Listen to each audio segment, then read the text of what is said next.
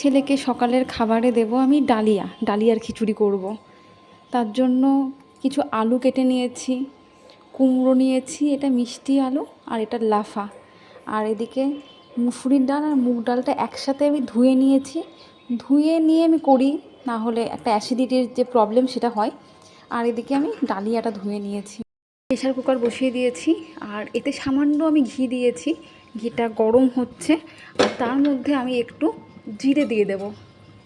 আমার ছেলেকে আমি জিরে ফোড়ন কিংবা ফোড়ন দিয়েই আমি ডালিয়া কিংবা ভাতের যে খিচুড়ি সেটা করে দিই।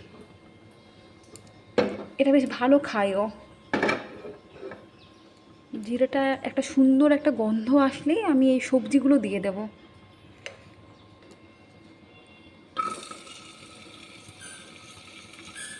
সব সবজি আমি একসাথেই দিয়ে দেব, যেহেতু প্রেশারে করব, সুতরাং তেমন কোনো ব্যাপার না যে এটা সেদ্ধ হবে ওটা সেদ্ধ হবে না, তেমন কোনো ব্যাপার নয়। সব সবজিগুলো দিয়ে দিলাম। এবার একটু নাড়িয়ে নেব, সামান্য একটু লবণ স্বাদ মতো, আর একটু দিয়ে দেব হলুদ।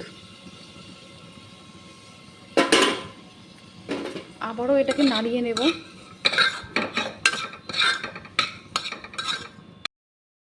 আমি একটু জল ঢেলে নিচ্ছি,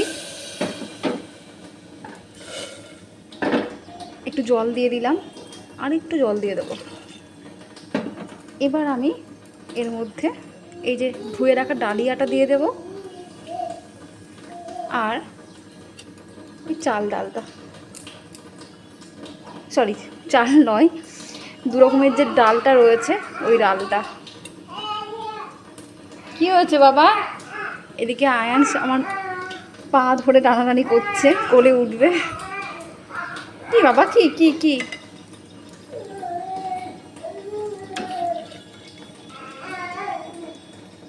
ক্যামেরাতে মনে হচ্ছে অনেক হলুদ হয়ে গেছে, বাট আদেও নয়, একদম ঠিকঠাকই আছে। আর একটু আমি জল অ্যাড করব, দিয়ে প্রেসার কুকারে ঢাকনাটা আমি দিয়ে নেব, দিয়ে 6 থেকে 7টা সিটি বেড়ে দেব। তারপরে কিছুক্ষণ রেখে দিতে হবে, নাহলে প্রপারলি বয়েল হবে না খাবারটা। কি পড়ছে,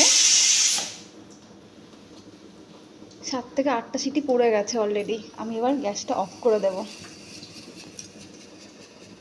ডালিয়া রেডি, যেটাকে আমি পেস্ট করে খাওয়াবো। মিক্সিতে পেস্ট করে নিতে হবে, কারণ ও না দানাটা একদমই মুখে নিতে পারে না।